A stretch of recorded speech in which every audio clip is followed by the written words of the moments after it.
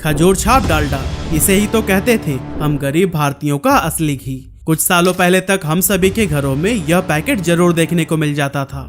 असली वनस्पति डालडा आज भी ममता की कसौटी पर खरा। चाहे पूड़ी कचौड़ी बनानी हो या फिर मीठे पकवान, डालडा में ना बने तो स्वाद ही नहीं आता। लेकिन उस टाइम पर हर मिडिल क्लास इंडियंस का सबसे पसंदीदा यह वनस्पति घी आज गायब कहाँ हो गया? क्या लोगों ने इसे इसलिए खाना बंद कर दिया क्योंकि इसमें जानवर की चर्बी का यूज होता था? सब कुछ हम डिटेल में जानने वाले हैं आज की इस वीडियो में। अब दोस्तों, आप दिल्ली के चांदनी चौक में पराठे वाले गली की बात करें या किसी मशहूर हलवाई की गर्मा गर्म मिठाइयों की, आज से कुछ साल पहले तक ज्यादातर चीजों को डालडा में ही बनाया जाता था। लेकिन इस ब्रांड की शुरुआत हो गई थी 94 साल पहले ही, जब 1930 के टाइम पर नीदरलैंड की एक कंपनी डाडा भारत में देसी घी के सस्ते अल्टरनेटिव के रूप में वनस्पति घी बेचा करती थी। क्योंकि ब्रिटिश राज में इंडियंस की जेबें इतनी हल्की हो गई थी कि देसी घी मिडिल और लोअर मिडिल क्लास घरों से पूरी तरह से गायब हो गया था और ये सिर्फ नवाबों या शाही खानदानों की रसोइयों की शान हुआ करता था। अब उस समय आज की तरह इतने सारे वेजिटेबल ऑयल्स के ऑप्शंस नहीं थे। ऐसे में घी ने जो अमीरी और गरीबी के बीच गैप क्रिएट कर दिया था, उसे भरने के लिए वनस्पति घी की जरूरत महसूस होने लगी। इस तरह से डाडा एंड कंपनी का ये हाइड्रोजनेटेड वनस्पति घी देश में इंपोर्ट होने लगा, जिसे कि डाडा वनस्पति के नाम से बेचा जाता था। अब आप सोच रहे होंगे कि वनस्पति घी तो सुना है, लेकिन ये हाइड्रोजनेटेड वनस्पति घी क्या है? असल में ये एक मेथड है जिसके अंदर कुकिंग ऑयल या फिर किसी भी वेजिटेबल ऑयल में हाइड्रोजन ऐड कर दिया जाता है ताकि वो सॉलिड फॉर्म में कन्वर्ट हो जाए। और एक टाइम पर हम सभी का पसंदीदा डालडा भी इसी तरह से ही बनाया जाता था। अब इधर एक British manufacturing company liver brothers, जिसे कि आज हम यूनिलीवर के नाम से जानते हैं, उसकी नजर डाडा के वनस्पति घी पर पड़ी। इस समय तक ये लोग ब्यूटी प्रोडक्ट्स की कैटेगरी में काफी सक्सेसफुल हो गए थे और यूरोप के अंदर फूड प्रोडक्ट बिजनेस में भी एंटर कर चुके थे। ऐसे में उन्होंने सोचा कि क्यों ना इंडिया में वनस्पति घी से शुरुआत की जाए, क्योंकि ये एक बहुत ही प्रॉफिटेबल मार्केट नजर आ रही थी। यही सोचकर लीवर ब्रदर्स ने डाडा एंड कंपनी से इस वनस्पति घी को बनाने के राइट्स खरीद लिए। लेकिन डाडा एंड कंपनी की एक शर्त यह थी कि आगे भी ब्रांडिंग प्रोडक्ट के सेम नेम यानी कि डाडा से ही होगी।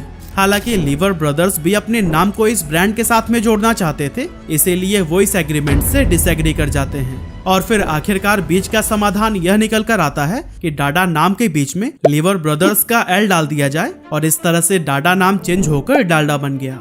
इसके राइट्स खरीदने के बाद से वनस्पति घी बनाने की तैयारी शुरू हो गई, जिसके लिए उन्होंने हिंदुस्तान वनस्पति मैन्युफैक्चरिंग लिमिटेड नाम की एक कंपनी बनाई और शिवड़ी में एक फैक्ट्री सेटअप की गई, जो कि आज मुंबई का पार्ट है। वनस्पति घी को बनाने के लिए बहुत से लोगों को हायर किया गया, मशीनरीज लगाई गई और कई सारे पड़ाव को पार करते हुए आखिरकार 1937 में डालडा को लॉन्च कर दिया गया। अब ये देसी घी का एक अच्छा अल्टरनेटिव तो था ही, साथ ही इसकी मार्केट डिमांड भी काफी ज्यादा थी। ऐसे में डालडा को पहचान बनाने में ज्यादा समय तो नहीं लगना चाहिए था ना। लेकिन इसमें एक बहुत बड़ी प्रॉब्लम थी कि इस घी से एक अजीब सी स्मेल आती थी, जिसे कि इंडियंस बिल्कुल भी पसंद नहीं करते थे। इसीलिए स्वाद और सुगंध के मामले में देसी घी के सामने डालडा को खड़ा करना कंपनी के लिए एक बहुत बड़ी चुनौती बन गया। डालडा को मार्केट में लॉन्च हुए 2 साल हो गए थे, लेकिन अभी भी वो अपनी पहचान बनाने के लिए स्ट्रगल कर रहा था। कंपनी भी परेशान थी कि आखिर वो ऐसा क्या करें कि लोग इनके प्रोडक्ट को खरीदने लगे। और दोस्तों, यहीं पर एंट्री होती है एडवर्टाइजिंग एजेंसी लिंटास की, जो कि अपनी शानदार मार्केटिंग स्ट्रैटेजी के लिए आज भी जाना जाता है। लिंटास में काम करने वाले हार्वे डंकन ने डालडा के एड कैंपेन का चार्ज संभाला और उन्होंने 1939 में भारत का पहला मल्टीमीडिया एड कैंपेन क्रिएट किया। ये बेसिकली एक शॉर्ट फिल्म थी, जिसे सिनेमा घरों में फिल्म स्टार्ट होने से पहले या फिर इंटरवल के दौरान दिखाया जाता था।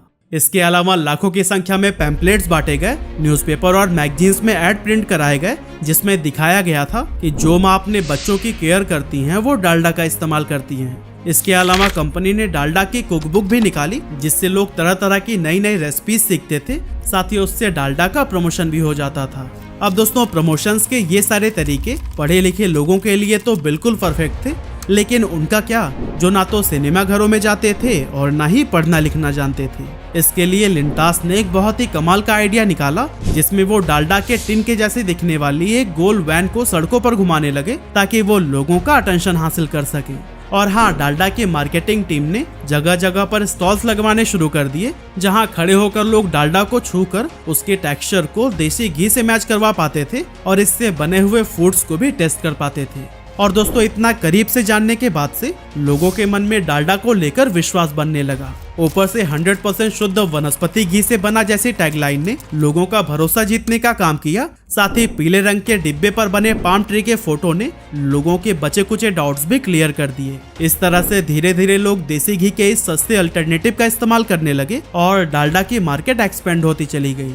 कंपनी ने हर तरह के कस्टमर्स की नीड को फुलफिल करने के लिए एक नई स्ट्रेटेजी बनाई, जिसके तहत उन्होंने अलग अलग साइज में डालडा के पैकेट मार्केट में उतारने शुरू कर दिए। जैसे कि कम खपत वाले घरों के लिए 1 किलो वाला छोटा प्लास्टिक या फिर टिन का पैकेट निकाला, बड़ी फैमिलीज के लिए बड़े प्लास्टिक के कंटेनर्स निकाले और रेस्टोरेंट या फिर ढाबों के लिए चौकोर और बड़ा टिन का कंटेनर। अब दोस्तों लीवर ब्रदर्स के पास पहले से ही स्ट्रॉन्ग डिस्ट्रीब्यूशन नेटवर्क तो था ही, इसी का ही यूज करके उन्होंने डालडा को देश के हर कोने में पहुंचा दिया। और कुछ इस तरह से डालडा वनस्पति घी ने मार्केट में जोर पकड़ लिया और ये भारतीय घरों में शुद्ध देसी घी का भरोसेमंद अल्टरनेटिव बन गया था। डालडा की कीमत देसी घी के मुकाबले बहुत कम थी, इसीलिए गरीब और मिडिल क्लास वाले लोगों के लिए डालडा खरीदना कम खर्चीला साबित होता था। इसके अलावा इसे कुछ इस तरह से एडवर्टाइज किया गया था जिससे लोगों को लगने लगा कि ये स्वाद के साथ साथ सेहत के लिए भी बहुत फायदेमंद है। 1940s और 1950s के दौरान दूध और घी की कमी की वजह से सरकार ने भी वनस्पति घी को काफी प्रमोट किया, जिससे डालडा की राह और भी आसान हो गई। शुरुआती 40 सालों तक डालडा के सामने मार्केट में कोई भी ब्रांड नहीं था और 1980 तक तो यह कंपनी बाजार में अकेले ही कब्जा करके रही। और हाँ, कमाल की बात तो यह है कि डालडा सिर्फ भारत में ही फेमस नहीं हुआ, बल्कि इसकी पॉपुलैरिटी एशिया के और भी कई सारे देशों में देखने को मिली। अब दोस्तों पिछले कुछ सालों में हम सभी को पता है कि इंडियन मार्केट के अंदर डालडा की डिमांड में काफी कमी आई है, लेकिन पाकिस्तान, अफगानिस्तान और म्यांमार जैसे देशों में आज भी डालडा का खूब इस्तेमाल किया जाता है। पर दोस्तों सवाल यह है कि आखिर ऐसा क्या हुआ कि भारत में इसकी पॉपुलैरिटी कम होती चली गई। असल में दोस्तों आजादी के बाद से डालडा के नक्शे कदम पर चलते हुए कई सारे और भी ब्रांड्स ने मार्केट में एंट्री ले ली, जैसे कि गंगा, रथ, जैमिनी, सुहाना, अशोका और पनघट। मार्केट में बढ़ते कंपटीशन की वजह से डालडा का मार्केट शेयर कम होने लगा, पर क्योंकि ये एक पुरानी और पैसे वाली कंपनी थी, इसीलिए कंपटीशन से आगे निकलना इसके लिए कोई मुश्किल का काम नहीं था। सबसे बड़ा चैलेंज डालडा के लिए यह था कि अपने खिलाफ उठ रही आवाज को शांत कैसे किया जाए, क्योंकि 1950s के एंड तक डालडा एक बहुत बड़े विवाद में फंस गया था।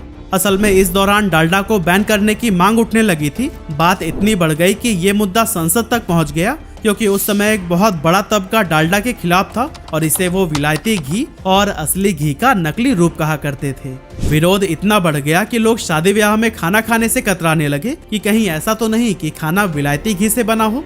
डालडा को लेकर एक अजीब तरह की हेट फैलनी शुरू हो गई। लोग इसे मिलावटी और सेहत के लिए हानिकारक मानने लगे थे। वनस्पति घी को लेकर लोगों के मन में बढ़ते हुए कॉन्सर्न को देखकर उस समय के लोकसभा मेंबर ठाकुरदास भार्गवा ने एक बिल पेश किया था कि सरकार को वनस्पति घी का उत्पादन और बिक्री देश में बंद कर देना चाहिए। कई सारे लोग इस बिल के समर्थन में थे, लेकिन फिर भी इसे पास नहीं किया गया। अब इसका पहला रीजन था कि उस टाइम पर देश में दूध की भारी कमी थी, और दूसरा ये कि हर आदमी देसी घी का इस्तेमाल नहीं कर सकता था। ऐसे में डालडा को बैन करना बिल्कुल भी सही नहीं होता। इसके अलावा बैन न करने का एक मेन रीजन था एम्प्लॉयमेंट।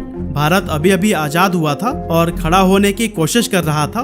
बेरोजगारी अपने चरम पर थी और सरकार के ऊपर नौकरी देने का प्रेशर भी बढ़ता ही जा रहा था। ऐसे में अगर वो वनस्पति घी के उत्पादन और बिक्री को बैन कर देते तो फिर हजारों की संख्या में लोग बेरोजगार हो जाते, क्योंकि उस समय तक देश में वनस्पति घी के 47 कारखाने थे, जहां 30,000 से भी ज्यादा लोग काम कर रहे थे, और उन सबको बेरोजगार करना देश की इकोनॉमी पर बहुत बड़ा इम्पैक्ट डाल सकता था। इस विवाद को लेकर उस टाइम के प्राइम मिनिस्टर जवाहरलाल नेहरू ने एक सर्वे कराया ताकि इस पूरे मामले पर जनता की भी राय ली जा सके, लेकिन इससे भी कोई क्लियर रिजल्ट नहीं निकला और विवादों के बीच ही सही पर डालडा देश में बिकता रहा।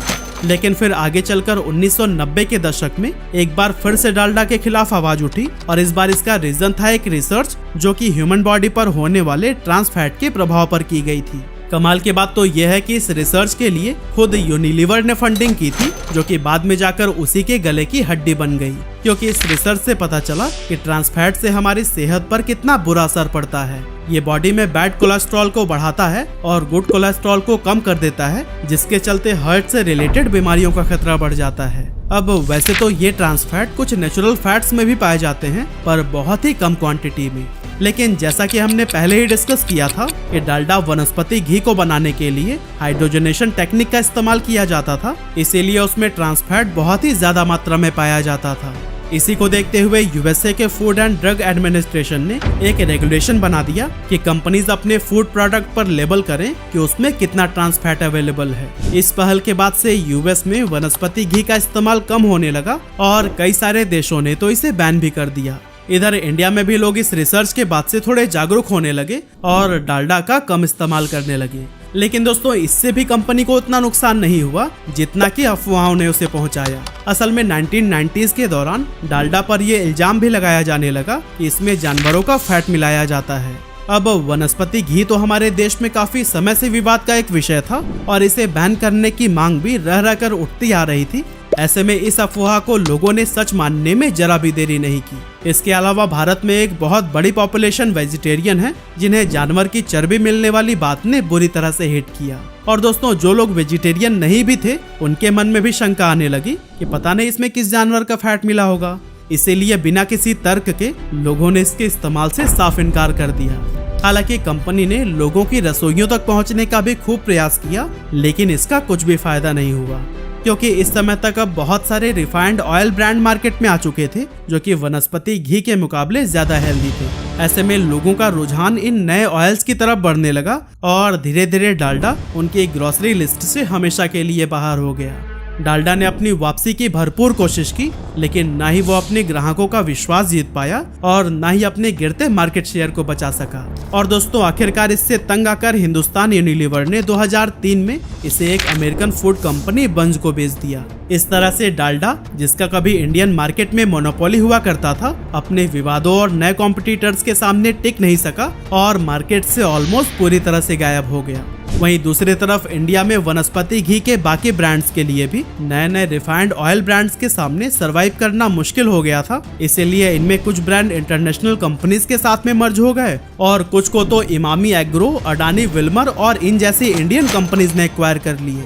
अब दोस्तों, अगर आज की बात करें तो बंज ने डालडा ब्रांड को दोबारा खड़ा करने के लिए अपनी पूरी जी जान लगा दी है। कंपनी ने पहली बार 2007 में डालडा ब्रांड नेम के अंडर ही एडिबल ऑयल की काफी रेंज लॉन्च की थी, जिसे कि हस्बैंड्स चॉइस टैगलाइन के साथ में पेश किया गया। नया Dalda husband's choice refined oil, स्वाद लो, एक्टिव रहो।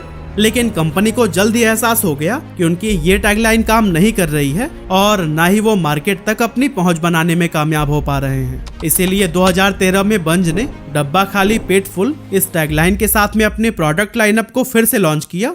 क्योंकि माँ हमेशा जानती है कि जब डालडा रिफाइंड ऑयल के साथ खाना बने, इतना स्वादिष्ट बने कि हर रोज डब्बा खाली पेट फुल। डब्बा खाली पेट फुल, डब्बा खाली पेट फुल। Dalda refined oil. साथ ही ब्रांड को नई पोजीशन देने के लिए कंपनी ने कई तरह के कैंपेन्स रन किए, जिसका असर ये हुआ कि आज बहुत से घरों में डालडा के एडिबल ऑयल ने अपनी जगह बना ली है। लेकिन दोस्तों, डालडा वनस्पति घी का क्या हुआ? कमाल की बात यह है कि डालडा का वनस्पति घी भी अब समय की मांग को देखते हुए काफी बदल चुका है, क्योंकि अब आप उसके पैकेट के ऊपर साफ साफ लिखा हुआ देख सकते हैं, ट्रांस फैट फ्री। जब खाना बने नए ट्रांस फैट फ्री डालडा वनस्पति के साथ। नया डालडा वनस्पति है ट्रांस फैट फ्री, यानी खाना बने स्वाद में बेहतर और सेहत में रिफाइंड ऑयल के बराबर। तो हुआ ना, सेहत में वाह, स्वाद में मुआ। पर सवाल यह है कि ट्रांस फैट फ्री हुआ कैसे? असल में इसे बनाने के लिए अब हाइड्रोजनेशन नहीं, बल्कि एक अलग तकनीक का इस्तेमाल किया जा रहा है, जिसे इंटरस्टेरिफिकेशन कहा जाता है। इस प्रोसेस में वनस्पति घी को बनाने के लिए एंजाइम्स का इस्तेमाल किया जाता है, यानी कि शुद्ध देसी घी का अल्टरनेटिव डालडा, जिस पर अनहेल्दी का टैग लगा हुआ था, वो अब पहले जैसा हानिकारक नहीं रहा।